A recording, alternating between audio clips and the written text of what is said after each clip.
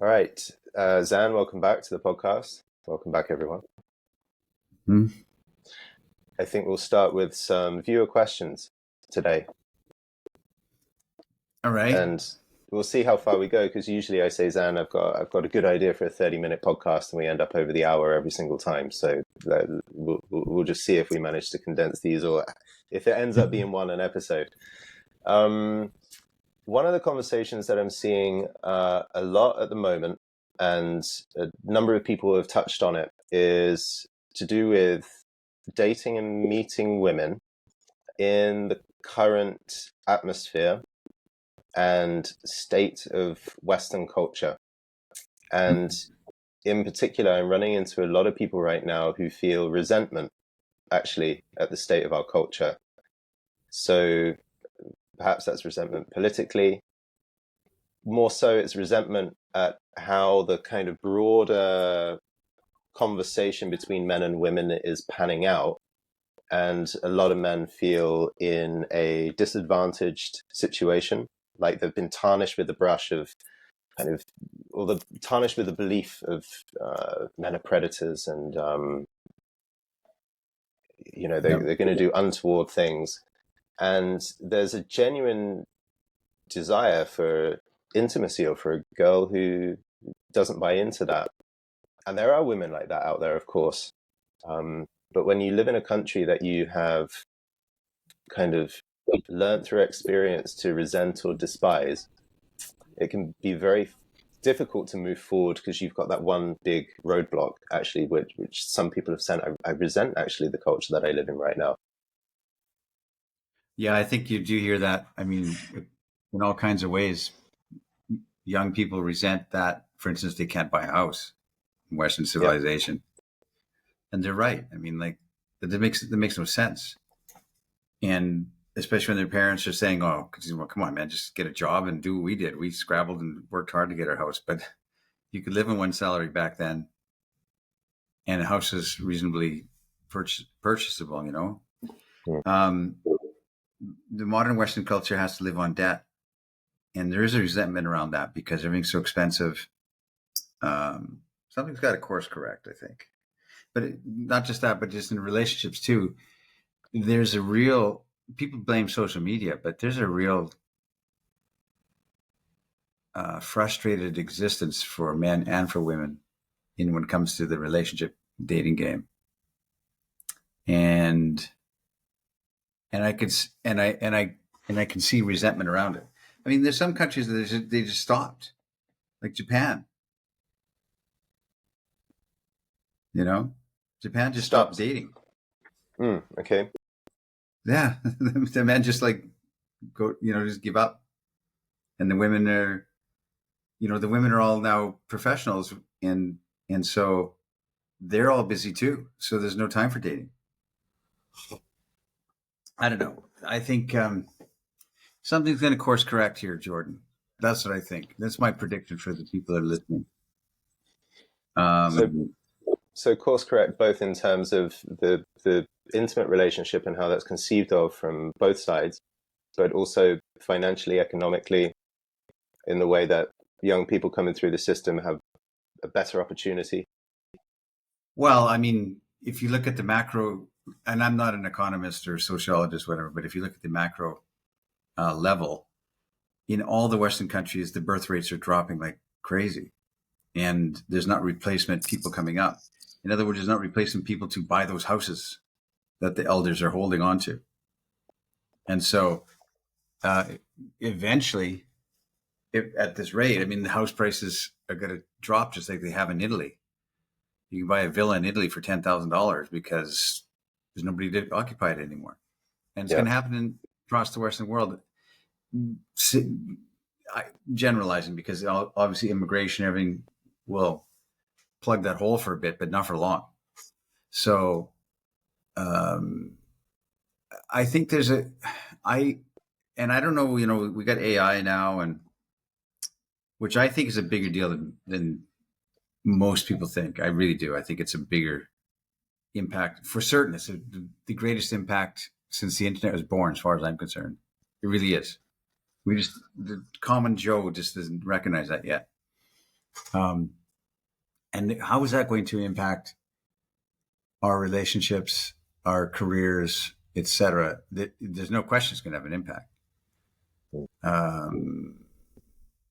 And now, is it, you have some voices say, oh, we need to return to the good old days when men were men and women were women. But maybe the good old days didn't exist, and maybe the good old days are not coming back.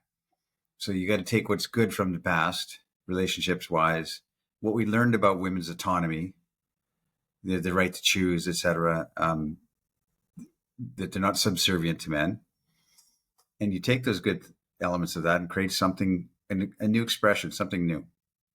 So my message that I would give to young people, if I was talking to them, is that they're the hope, and not that the burden is upon them. I don't mean that.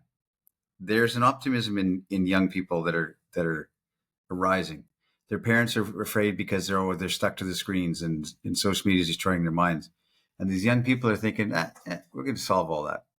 Doesn't mean they're going to go back to analog necessarily, but they're going to use technology, and they don't have the Luddite expression and feel of their parents who think, oh no, this, like we thought TV was going to rot our brains when we were kids.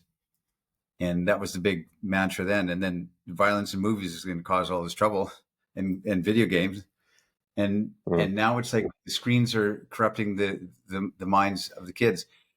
But maybe, and I'm not saying it's not true, but maybe there's another perspective, and that is that the screens are going to augment the intelligence, the potentials, the abilities, the talents of the kids.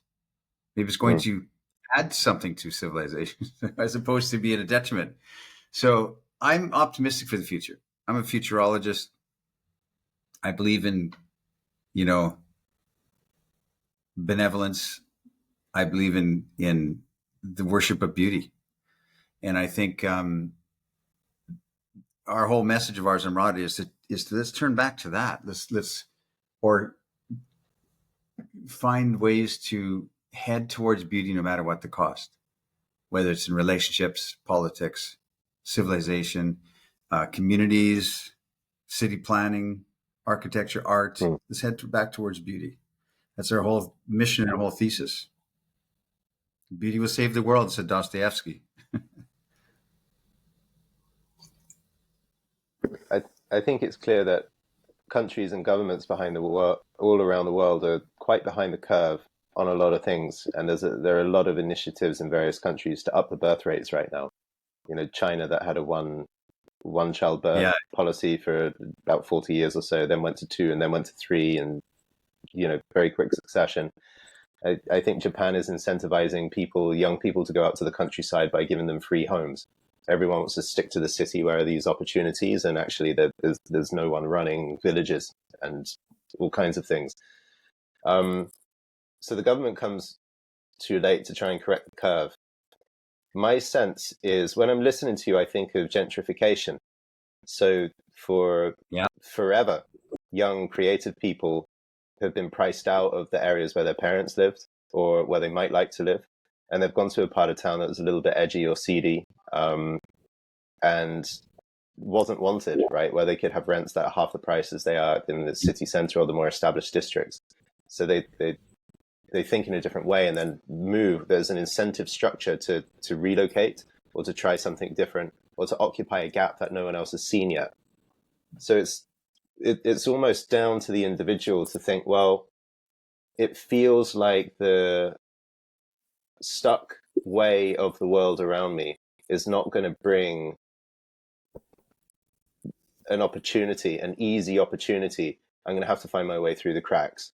And I sense every generation has kind of the masses of it that run up against a brick wall and then can end up feeling quite resentful and very limited by the established culture. And then you've got those that find other opportunities, actually. That's the gentrification. Yeah. Exactly. We're going to go to this new neighborhood. We're going to build it in our own image at our own time at a price that works for us.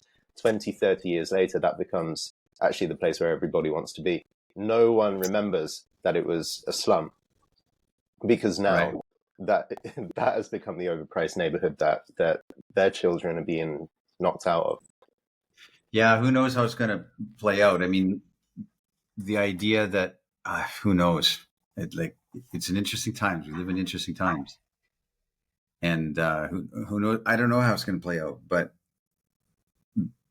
because I mean, there's doomsayers on one side, there's technologists on the other side. I guess. I just I think you're right. I mean, there's going to be a migration or movement of some kind to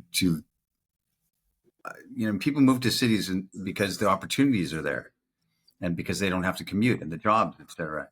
And maybe that's going to change, like you said, and go back into spread out into more remote areas or more and gentrify some other areas. Who knows? I have no idea. All I know is I'm glad to see it. I'm glad I'm part of it. I don't have a Weltschmerz. I don't have Mm. a feeling that the world is going to hell in a handbasket. It's always been going to hell in a handbasket, and people are resolute and and innovative, and they resolve, and they're going to resolve. And I think this is going to resolve this too, like climate change and the ozone layer, and all these things that spooks every generation. They resolve it. Humankind is resourceful enough to resolve it. Maybe I got rose-colored glasses, well, I got blue-colored glasses, but so be it.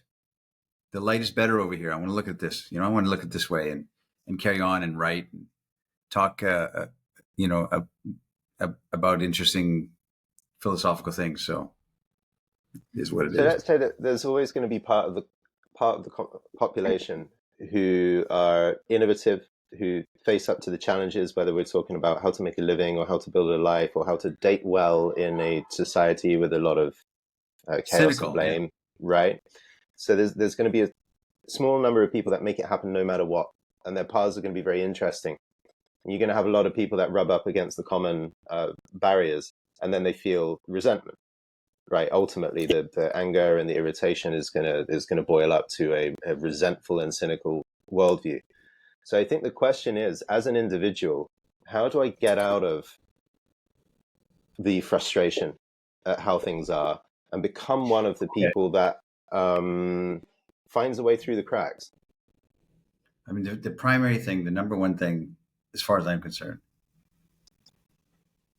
is to um, em, embrace or adopt a culture and a perspective of gratitude, because it could be another way. I mean, you have your health now, for instance. You have your health, and how many people with their health are complaining about everything that's happening? And if they had their health broken, they would give anything to have their health back. You have that now, and gratitude for in relationships, gratitude for your own journey, for you to have gratitude that you went through those bad times, and maybe you're still going through the bad times, but to sit in gratitude is the answer, as far as I'm concerned, to be grateful, because it could be a different way. And gratitude that you're a student of life, that you want to learn, and that you of all people are listening to this podcast because you want to learn something. You're not just consuming the latest, superhero flick. You're listening to this. So you're trying to pack on something of understanding to yourself. So give yourself grace. Forgive yourself all your seeming mistakes, because nobody else is going to. Forgive yourself, and adopt an attitude and a reverence of gratitude. So I'm saying a lot in a little compacted space here, but I think gratitude attunes you to beauty. And I've said it before that beauty to me is real. It isn't just subjective or objective or a quality that emits off an object because emotionally dopamine does. I don't think that. I think it's a real physical thing. I think it's a field that we haven't detected the beauty particle yet in the beauty Mm. field. So that's just my take, because because we know when we're vibration, because everything's a vibration, right? Everything's a field, everything's a vibration and modulated waves. And so we know when we're feeling aligned with our morning, with our cup of coffee, with our beloved, with the sunset. We know, we can feel it, that there's an alignment there, and there's not a disalignment when music hits us in a certain way. And there's a harmonic structure to music that deeply goes into our psyche and makes us feel like it's going to be okay, you know?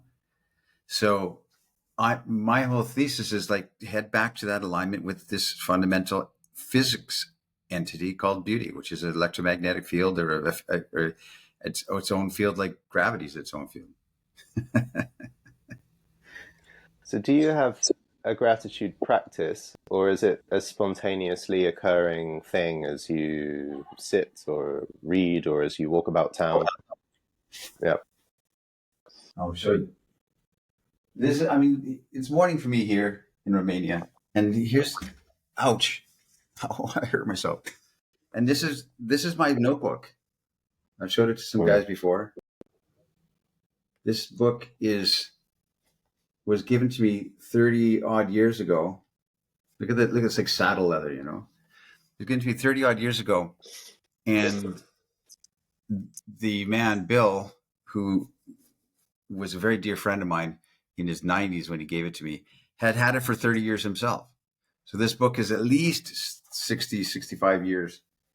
And my practice of gratitude every morning, because I have to, otherwise I feel like, was it Rumi? I said that Rumi, the poet, that said, you know, before you go to your work, take down your musical instrument off the wall and play it a bit. And if your day doesn't feel like the music you played that morning, then stop what you're doing, no matter what, if it doesn't have musicality in it. So I have to, because of the heaviness of this world and the decay and the trouble and the just the real feeling that there's a lot of heaviness in the world. I have to realign with that beauty particle, with that voice of God. And I do that by sitting with my notebook, and I've got one page in there that I've had since the page is since January 2020. And if you remember, that's the day we first started our podcast, the first podcast we did. The pandemic was not yet heard of, and I was in Florence, Italy. We did our first call together of this new phase of podcasting, and January 2020, and that's the date I have on that page that I wrote. And I've been at that same page for 5 years. That same page, I look at it, and I've got 5, 6 items on that list, and they're fleshed out, and they're little, you know, footnotes on it. And I just sit with each of those things on the list, and I just contemplate it. I contemplate and just say, okay, what if it was real that I had this thing on my list? And so I have a sense of, I have a little practice of gratitude, a morning reverie, if you want to call it that, a practice of gratitude, and a practice of considering myself at this age, at this time in space time, and what am I made of? You know, do I want to be, George Bernard Shaw said, you know, I can't remember the quote, but do we want to be a force of nature, or do we want to be a sniveling little, complaining little shit? I mean, that's paraphrasing, obviously. I'm sure that wasn't actually published that way. It sounds like your practice of gratitude plus kind of visualization or manifestation is all wrapped up in the same gesture. You pick out your notebook, you look at that one page, and you go through different items together. Yeah. Yes.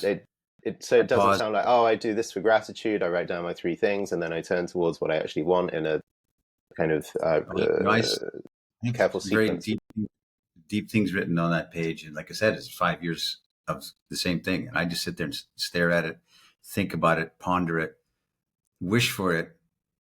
It's a prayerful attitude, you know. I don't meditate. That's how I meditate, I guess. I don't clear my mind. No, I want to absorb this thought. I want to move toward that. And, you know, and I'm under no illusion that there's major sorrow in this world. There's major trouble and there's major setbacks that destroy our whole path forward that we thought we were going to do. I get that.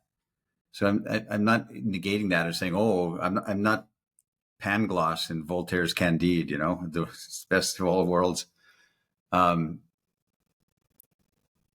I realize that the world is full of sorrow and suffering and pain. And on top of that, we build art. That's the idea. I mean, like, we have setbacks and we have suffering, but on top of that, we build art, or we die, or we just wither underneath it. So it's a contemplative way of living a life.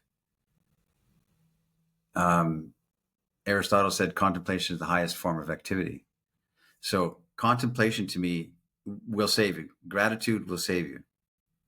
But contemplating your existence and contemplating, who am I as a man today and what do I want? And don't listen to society saying, oh, you as a man, you should be doing this. Don't listen to that. Follow your gut, follow your heart, follow the history of humanity, read the classics, steep into literature. Literature is my self-help. I don't read any self-help books at all. I don't have any self-help books at all, except for a couple written by friends, and they're on my shelf. Yeah. What's really important, I think, in what you shared is that you're not immune actually from the angst of the world, and you don't turn your face fully from it.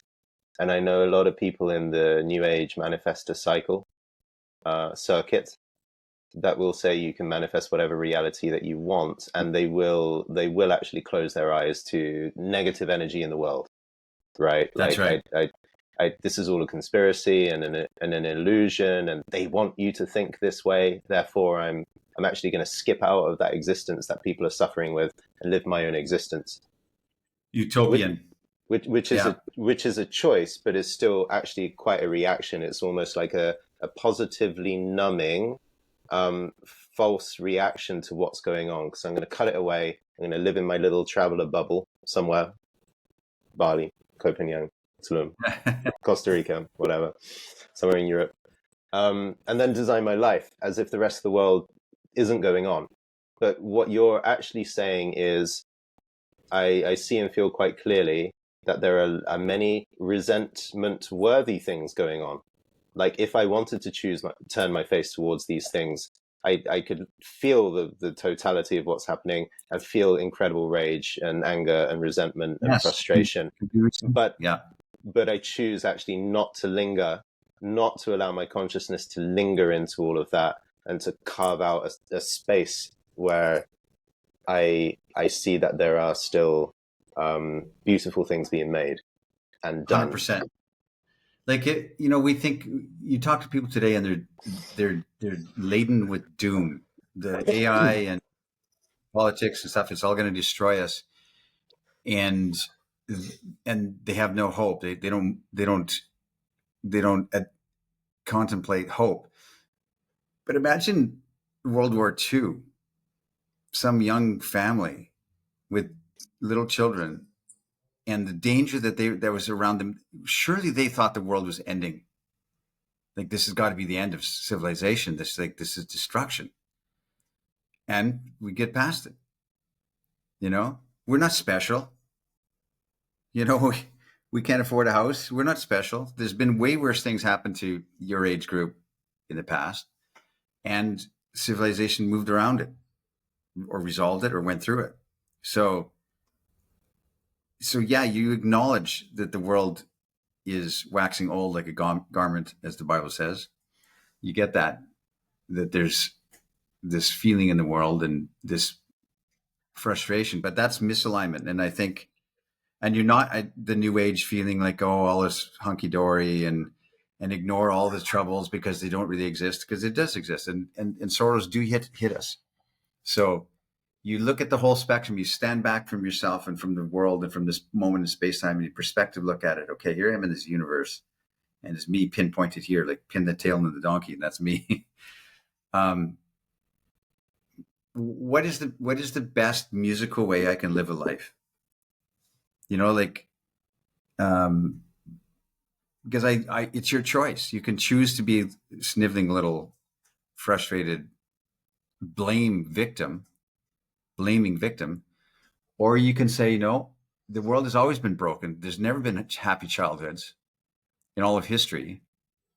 And yet those same children that were abused and abandoned and just and starved, they went on and created civilizations.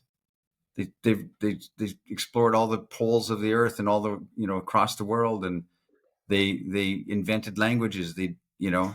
So it's all excuses. And this modern age is because we're so coddled and we have so much abundance that, and it's, the poorest person's got a fancy smartphone, that does everything for them. And all we do is complain and bitch about it. And it's because we're soft. I mean, I can go on about that, and people already know this.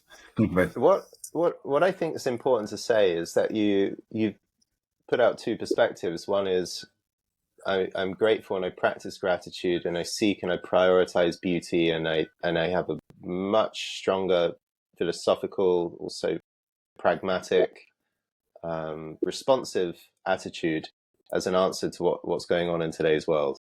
And then on the other hand, you have, however you paraphrase George Bernard Shaw, which is you complaining, you're whining, you're resentful, you're lazy, you're entitled. The reality is a lot of people listening to us would say, well, actually, I'm 75, 80% over here, 90% over here. Every day I'm reminding myself and practicing within my own internal conversation. I'm practicing a better, more enlightened, more helpful conversation. And yet there is 10%, if I admit it, of that sniveling, resentful, frustrated little brat within me. I can't shake it off. It's still there. As soon as I log into Facebook, I see one comment. As soon as I watch the news, I'm reminded. So it's, the reality of a modern person is that they, within their own selves, they're a dance between these two sides that you're talking about. Certainly. Yeah. Any words for,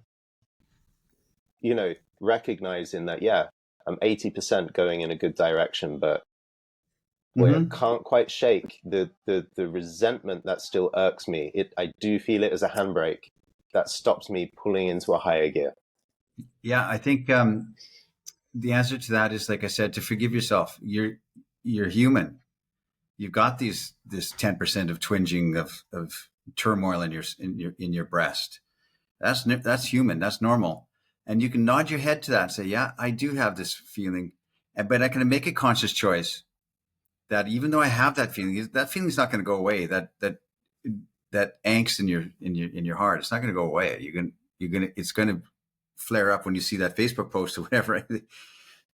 But you acknowledge it. You return to your contemplative moment of the morning. Like, I look at this morning ritual, this morning reverie with my notebook and the things I love for my life, things I want my future self to look like, which is what I'm doing, as a checkpoint in the game of my life. So I saved the game this morning. So if something bad sets me back today, I can take a breath and say, well, at least I have that. I can go back to what I know I love. I can go back to what I know that I contemplated this morning. No one can take that away from me. I want my life to look like the things I wrote in this book. It's not a goal list. It's a feeling of my values and what I want.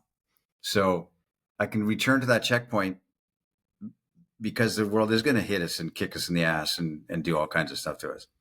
So you return to that checkpoint and take a breath and say, okay, at least I have that. And you do that to the day you die. You're not going to have it figured out. You're not going to be the successful, perfect, person. You're never going to feel accomplished, but you will know that you are at least trying. You can say that to yourself. At least I'm doing my best, my damnedest to make this, to live a life that is meaningful, that has meaning for me, and that has forward momentum. And imagine this: what is a woman going to be attracted to? A guy who realizes the world is, really rough right now, but also chooses an attitude of gratitude and hope Are they going to be one around that guy, or the guy who's watching the news constantly and flicking and, oh no, this is terrible? Who are they drawn to? Because their life is like that. They want to escape out of it too. And I don't mean escape into a fantasy, escape away from the heaviness of the conversation that's flowing around them. They want that too. Who are they going to be attracted to? A man of gratitude and kindness to himself, or somebody who beats himself up and bitches about the world? Would you show your book again? Yeah. I think this is really inspiring. That's my book, my notebook. That's So 67 years old. It's an Aztec warrior on the front, Okay. standing tall. So this is leather, and this is carved into leather. It's carved into leather. Yeah, it's burnished in there somehow. Yeah, it's indented. And here's my page. I'll just show you quickly. I'll take it out because it's a loose leaf binder. This is my page that I had since January 6, 2020, Florence. That's it. Just my little notes and my scribblings of what I want my life to look like. That's it. One page. And I sit and hold that page. I put my hand on the page and I look at the things. It's going to become a museum piece. What's in the rest of the book? You know what's in here? I will tell you, because I'll tell you what I've got in here. Look, there's my page. I've got my previous pages since before Florence. So I'll show you something which is really interesting. If I go back, here's the first page I ever did since I started this practice. May 31, 2006. I've been doing it since then, and updating it with a new page every now and then. And also in here, there's some loose pages, but towards the back, if I can find it here, is this.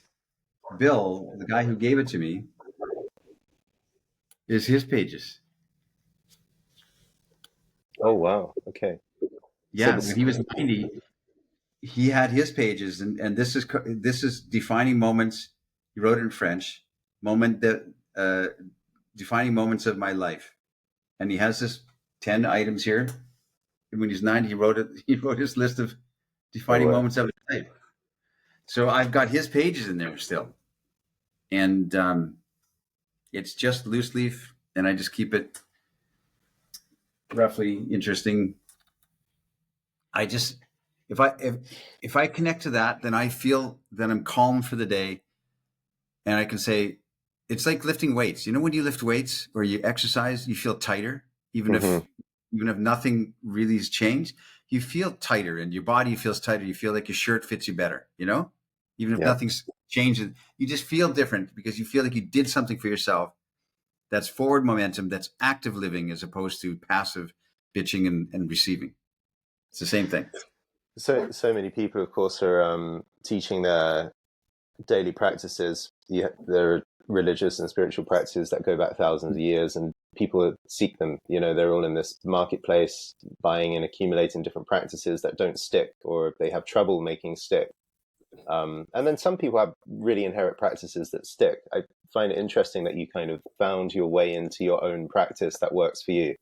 So you're not there, sitting with mudras and your knees crossed, all in the right place with a straight spine, but you found your own spiritual practice. Some people find like real refuge and effect in a practice, but it sounds like you've stumbled into your own one. Almost like it feels like you naturally, through some process of bodily wisdom, you might say, found and cultivated the practice that works best for you and your temperament to create this. Yes, because I don't, like, for instance, I don't meditate. Like a lot of people have quiet their mind to meditate, and I've never done that. I don't know how to clear my mind, and And you don't have a bathtub full of ice. No, I don't do that. And you're not standing on your head, leaning the rest of your body up against the bedroom wall or something in the morning. And I don't go on silent retreats and not to any of that kind of stuff. My contemplation is my meditation, and to wonder, and you sit in the curiosity and wonder of your life. You're here, So, and I'm not saying that my practice is better than anybody else's at all. I'm not saying that at all. It's just, like you said, it's aligned with how I want to see my experience. and I can just express to people how I see it and how I've been doing it. But you're right that what the young people are flocking back to traditional religions right now, 1,000-year-old religions, because they want guardrails and they want meaning. And in the secular age, when everything's stripped apart and everything goes, that there is no meaning, and you make your own meaning, including the way a family is structured. Now, that could be anything, just any permutation, combination, whatever. And young people say, no, we don't want that. We want guardrails. We want rituals. We want symbols that we can look to for meaning. I mean, that's why the cave paintings at La Salle, 40,000 years old, because people want symbols. They want meaning. They want to look at a symbol and say, okay, that means something to me. So they're starved for meaning, and so they're flocking back to traditional religions. And I said it on another call the other day. What if somebody is young, 20 years old, and they feel like they want to find a transcendent expression of themselves, they want to explore that. They either go back to traditional religions, which are thousands years old, or they go to some kind of new age spirituality, sit under a pyramid, tingle the crystals, and from the 70s, that new age. There's nothing there. That's your options, right? If you want to move away from a purely scientific physicalism, that everything just springs from the Big Bang and our atoms, and there is no free will, etc. Then you go, if you want to find that kind of transcendent meaning, you go to those either traditional religions, which are established, and which means you have to embrace all the dogma that goes with it. If I become a Catholic, I have to now believe in transubstantiation, that this is actually Christ's body, because that's what this decreed you believe if you're a Catholic, and so you have to take all those things and all the dogma and all the tenets of it and say, yes, and now I incorporate and believe all this into my life. And if you, or you go into New Age, the universe, Gaia, worship Mother Earth, panpsychism, and who knows which one's right. Well, all I'm saying is that my thesis and my craziness, my delusion, is that we need something new. We need to take what was valuable from those ancient texts that have reverence and meaning to centuries and centuries of people. People say, oh, it's all a bunch of fairy tales.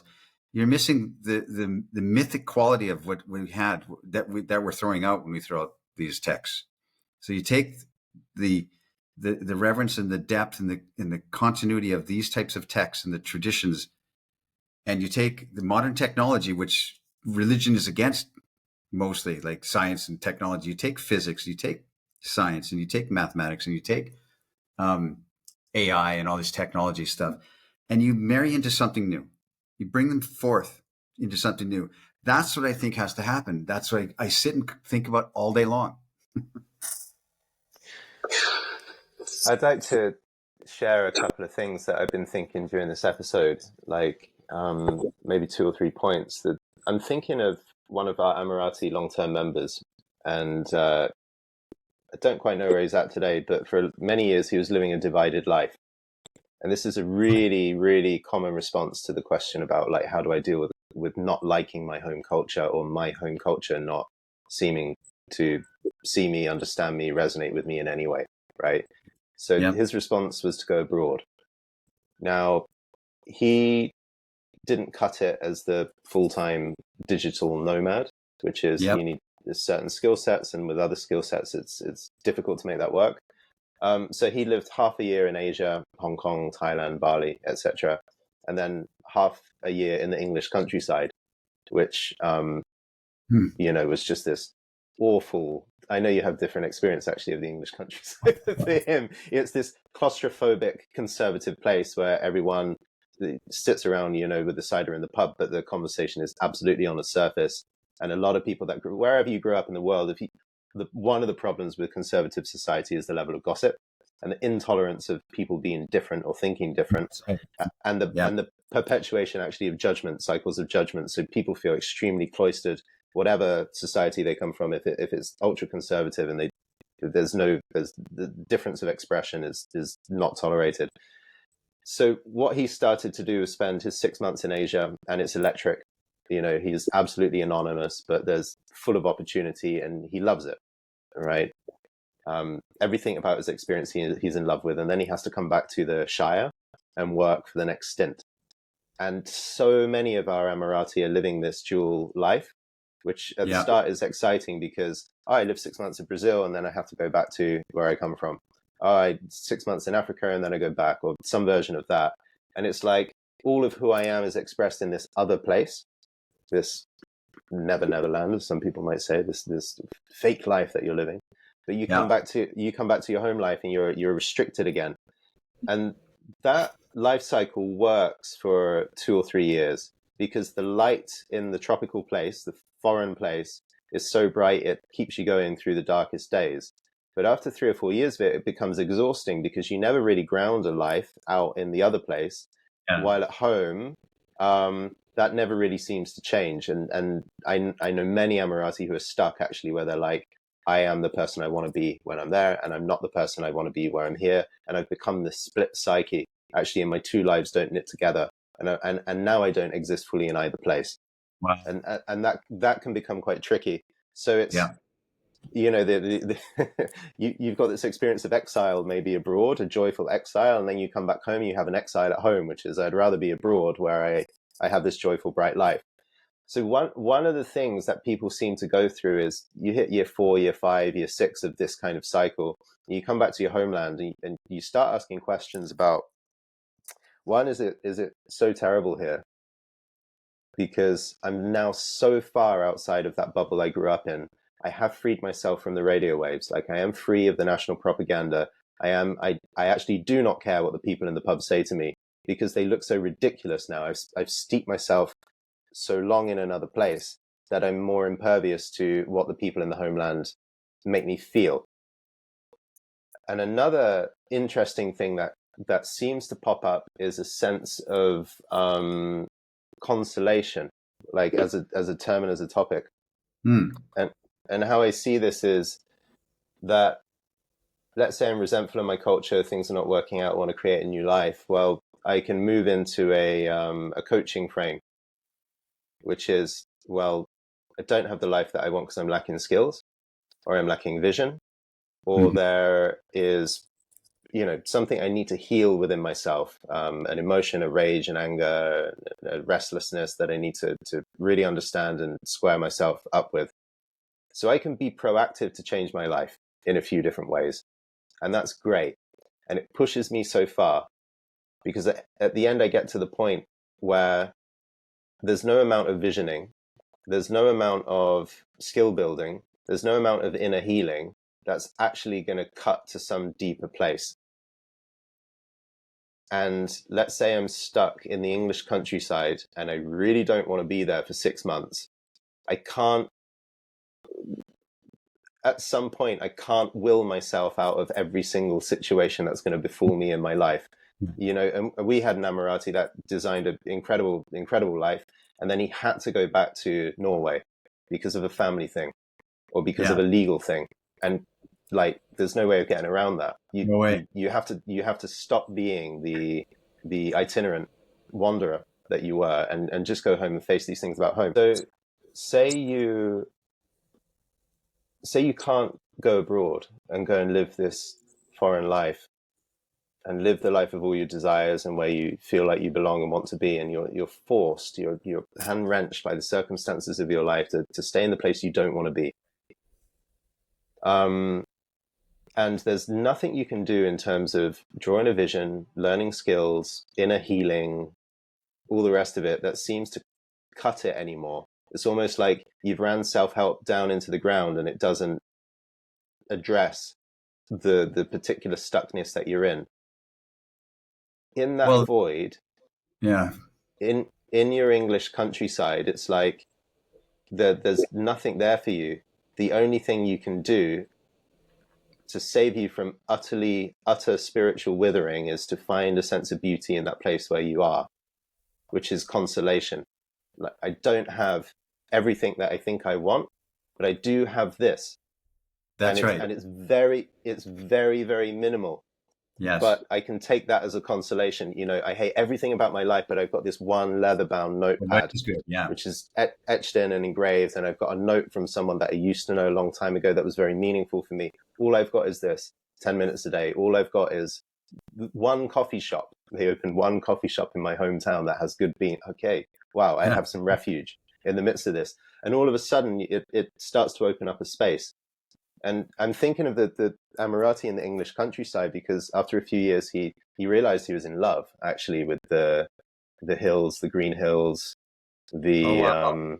the gentle valleys, the Cotswold stone, the shape and the architecture, the poets that still live for their work kind of inscribed into the land. Even though the people seem to not remember all of that, he was able to tap into something. Wow. And yeah, there's a profound remedy here, which is, yeah, I tap into Was something mythic of my own land. But it took years and years of actually living outside of the people, the basic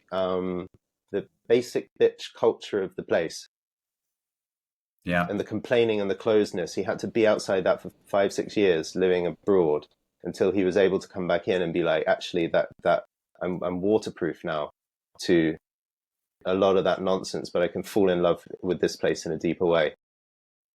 Well, I really think that a young man should leave his home and go and see what he's made of for certain. I really do believe that. You need to go and see what your metal is made of, you know? Um, Now, having said that, circumstances can stop you. Like, what if you did something when you're 19 years old and you're in jail for 20 years? I mean, you're not in the Cotswolds, you're in jail.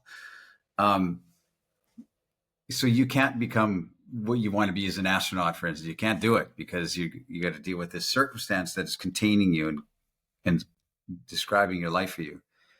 But within that, like you said, Jordan, you call it consolation. The idea that, okay, I don't have maximum potential and opportunities, but what do I have? And you know that there's countless stories of people that actually got their life disrupted and thrown in jail for the rest of their life, and they found meaning and they found a way forward, and they found some course of study, or they found something, and they're not unhappy.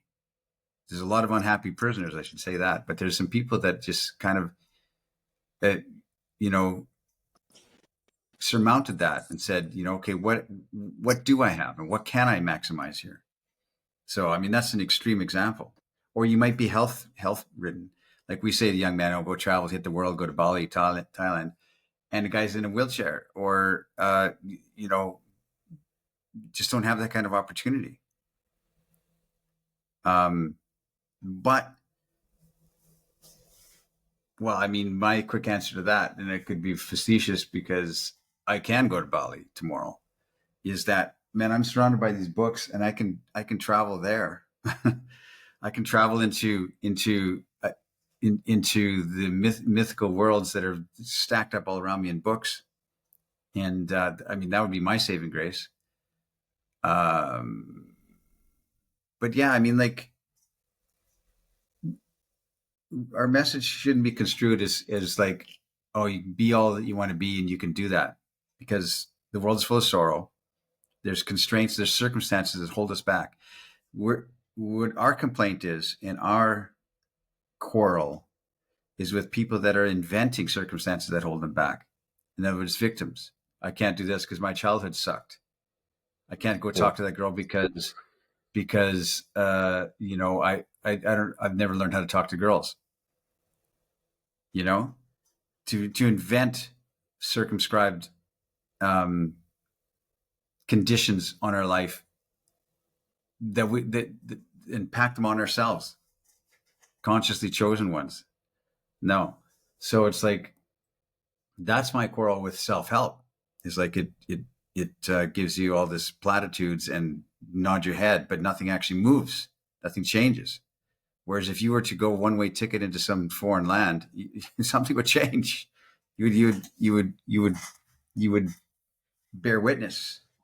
So Yeah, I think circumstances we can't surmount happen to in all kinds of ways, and I get that. But invented circumstances, invented things that hold us back. No, I don't buy it. And it's time to get over that feeling of victimhood. Like I said, all the children in the past had dismal and really dysfunctional childhoods, and they hit the road, they hit the sea, they went out and they said, I left that behind. Casanova was, I was just in Venice and the Doge's palace, and Casanova was imprisoned Mm. for almost 2 years. He was in prison for 5 years. His sentence was 5 years, and after about 18 months of rats and mice, and he couldn't stand up straight, and mold, he tunneled through the roof called the leads, and he tunneled through the roof, let him down with a bed sheet, and walked out of the courtyard. And he never once complained about it. He never said, "Oh, like, man, because I had that 18 months of imprisonment and stuff." He turned it into a parlor story, made it into a thing that got him laid. Guess what happened to me? You're gonna love the story. You know what I mean? And he wrote about it with delight at his machinations and his ingenuity, as opposed to some victim. I got stuck there. I lost 2 years of my life because I was 19, whatever. So he turned it into something that he loved to share. It was his biggest story. He told everywhere he went. He said, "Guess what happened to me? You're gonna love this." So yeah.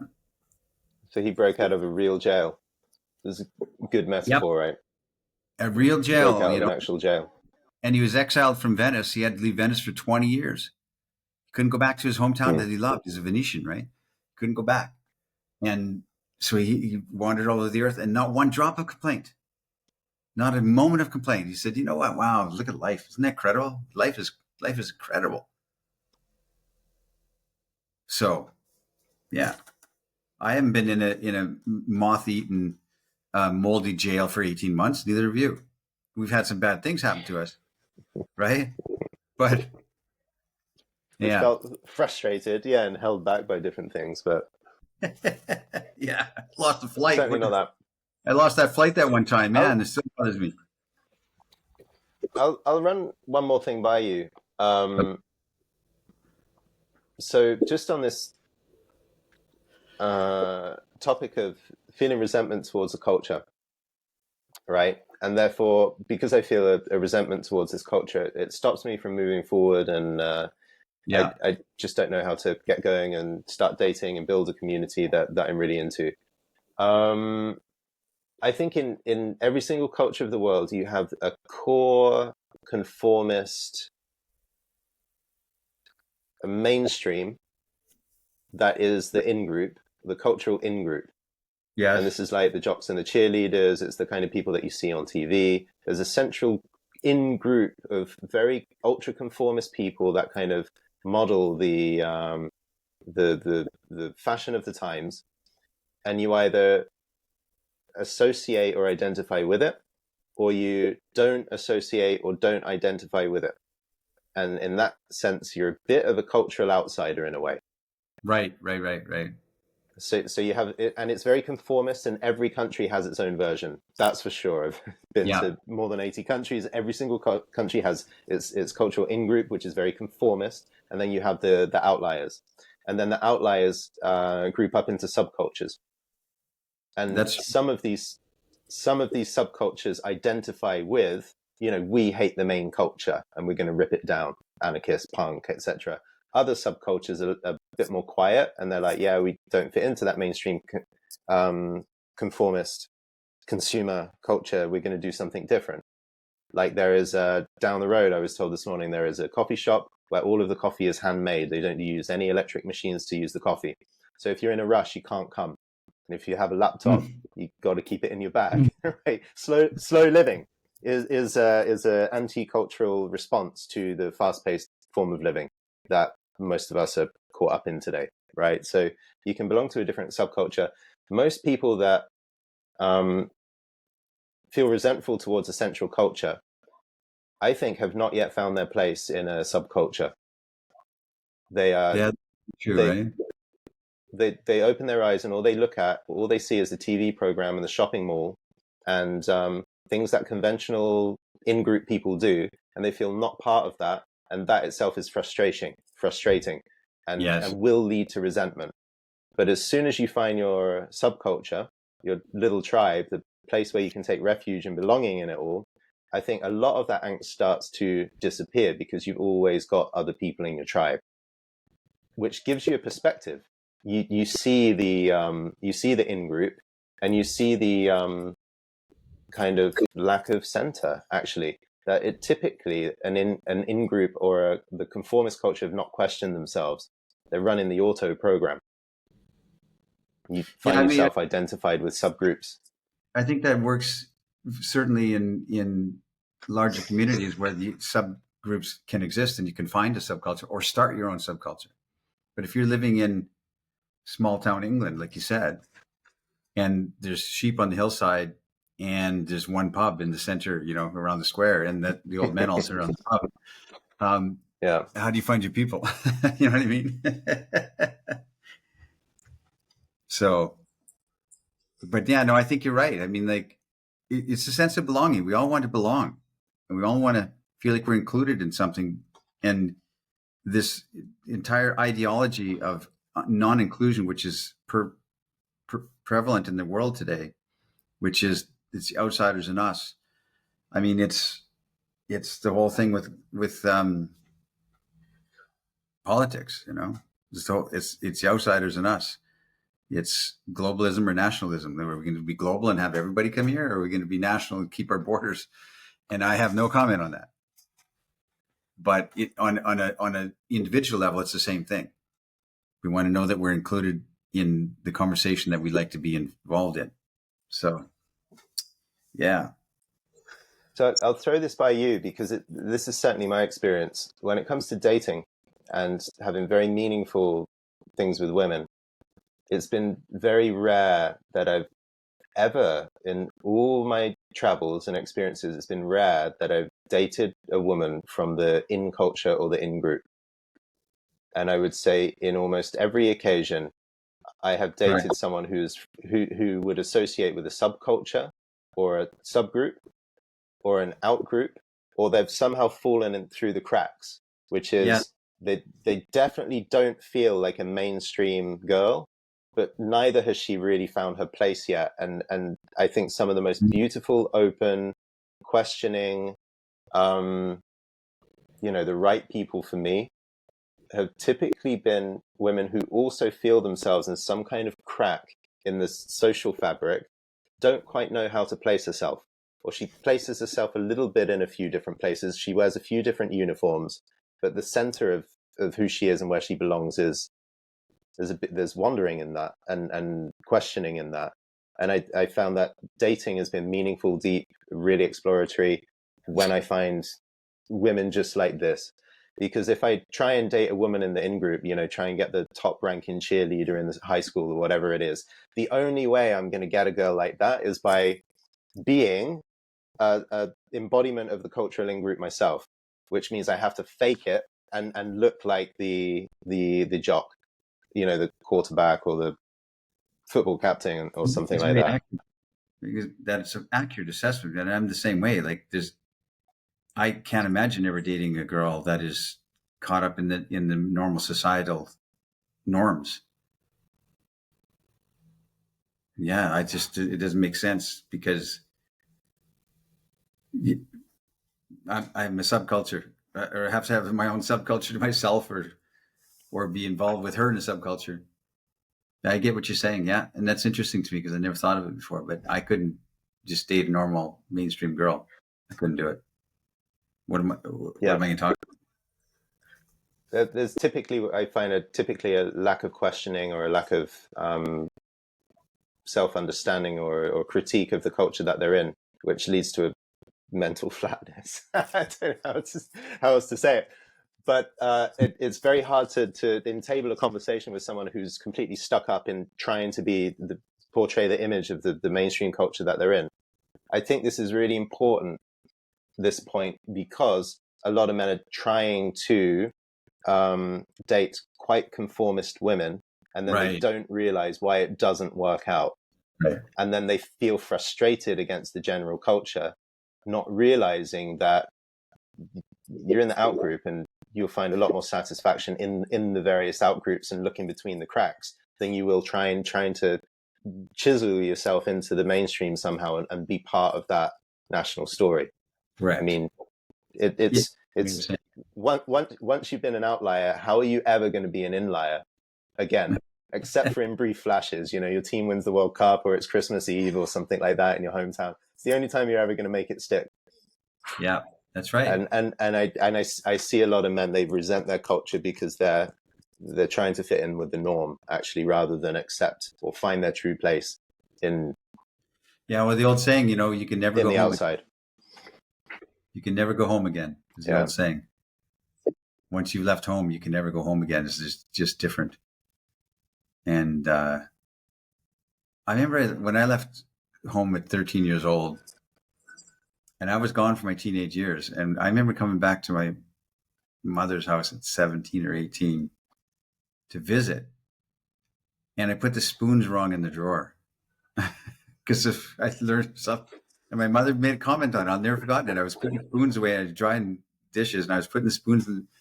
And she said, "Why would you do it like that? That's not the way you were taught to put spoons in." I can't remember what it was, like in the wrong place or something. But I still remember that she commented on that. And I thought, I'm not part of this anymore. I'm 18 or 17 when this happened. I left at 13 and you can't go back home. And I missed home. I missed my mom, but you go back home and it's like, you do things differently now. And on a micro level it's the same thing you're talking about on a macro level. And guys resent their culture because it's been holding them back. And now, but they don't feel completely culturized in the new place that they've been. And so that they're an outsider there. But you're right. I think this is a very good insight that we're only drawn to, we can only be compatible to, and we can only date or be in relationship with women that are also not part of that mainstream culture that we've turned our back on. It's interesting. My first ever backpacking trip was 3 months alone through Southeast Asia. So starting in Thailand and Cambodia, Laos, and then I went back another year for kind of Malaysia, Indonesia for the first time. And 3 months alone with a backpack in Thailand and Cambodia and Laos started to shift things internally for me in ways that I couldn't articulate, right? The weirdness of a rite of passage and spending so much time alone at 19 had me falling through many cracks. It felt falling through the crack of I need to be with an in-group all of the time, and finding myself in the crack of actually I'm alone and I'm reading. Isn't that weird? Well, yeah, I felt very weird for a long time, and then I kind of settled into a sense of embracing that isolation. That's one crack. Or going to these places. I couldn't articulate any of this, but it was the start of a rite of passage, for sure. And it was a messy and non-linear rite of passage, but it was the start. And I went back to my town in England, and I was 19. I was very proud because I've seen 3 months worth of stuff, and I did it all by myself, and it was very destabilizing and unknown. And I went into the pub, and out of my 10 or 15 friends, all my close friends from school, only one person asked me a question about my 3 months in Thailand. And I thought, wow, I felt I'm coming home from this amazing thing. I'm going to hold court tonight. 15 people are going to be amazed at the adventures that I lived through, which were profound. Only one person asked me a question. They asked me one question. They said, wow, you just came back from Thailand. You must really like ladyboys then, mustn't you? That's the only question I received about my spiritual rites of passage. And I've been talking about initiation with a lot of people. And one of the most difficult things about initiation, which we're said as men, we need to find our masculinity and find our authenticity through a rite of passage. And we say things like that. It's in the cultural air. Going backpacking properly, or going traveling to some place that other people don't travel to, etc., is a streamlined way of doing this. but your initiation somehow falls flat if you come back to your hometown and no one in the hometown has got the capacity to see that you've changed. Right. You come most of the way through some cycle of change, and you go home and no one sees the benefit of it, or no one sees the transformation in you, and you've got nowhere to land, and it's halted. Something in that initiation is halted before it's fully closed. I think we've got a difficulty here in our cultures. And, so Odysseus and, coming and it, home and he can't fit in anymore. yeah, and they're like, who are you? Oh, I remember you from 20 years ago. Were you so-and-so? Yeah. Anyway, you know, your place, your myth, who you were, what your meaning is to the people of the land is all forgotten. It's all forgotten. So something, somewhere we need circles of people that can recognize that kind of transformation. Yeah, for certain. Your tribe, as you call it. And in the meantime, we've got to hold on. I mean, if you've been long-term traveling, you know this experience. It's like, okay, where do I go now? I can't stay at home anymore. It's like I cannot go and stay in the homeland. No one gets what I've seen. So I've somehow got to remain on the run, doing more and more and more until that cycle is complete. You're an intrepid explorer. You know, you have to embrace it. I think a lot of people would like to hear more about travel and overseas living as just as the initiatory adventure, or as a rite of passage, or as a way of dealing with our times, right, and our troubles at home. But maybe we should leave that for another episode. Okay. Yeah. Yeah, good. Interesting. Lots of food for thought in this episode. What are you taking away? I just, well, it's interesting to me, this idea of subculture you talked about, and the in crowd, and never being able to fit into your own culture again, and never being truly part of the new culture that you're embracing. And I always think about home. You know, what is the oikophobia or okophilia? That's what Roger Scruton and the guys talked about, which is the love of home. And to in the Greek, right? And it's like to try and recover a home and homeland, like the concept of homeland. I'm Canadian, you know, and I haven't been in Canada in 20 years.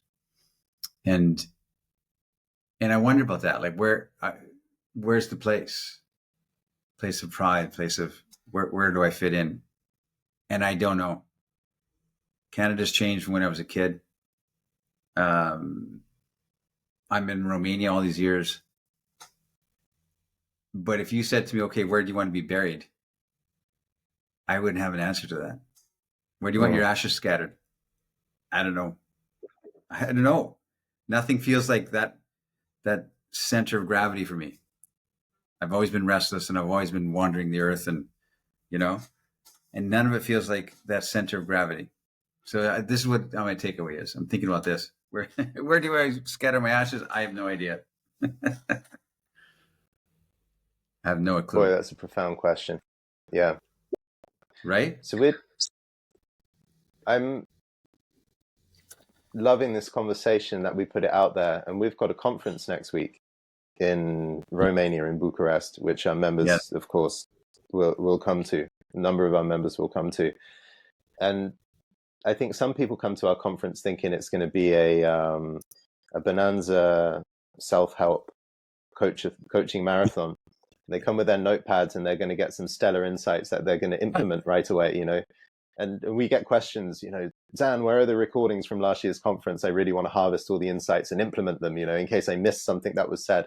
But I mean, you can use the conference in that way, but it's not what it's about. I think it's more a sense of, it's a refuge along the road, which is if you resonate or have shared some of the experience that we've talked about today, you come to Bucharest and you meet the Amorata, realizing that this itself is a subculture, and not that actually you are meant to belong to Bucharest, or not that you're actually going to feel fully that you belong in the Amorata.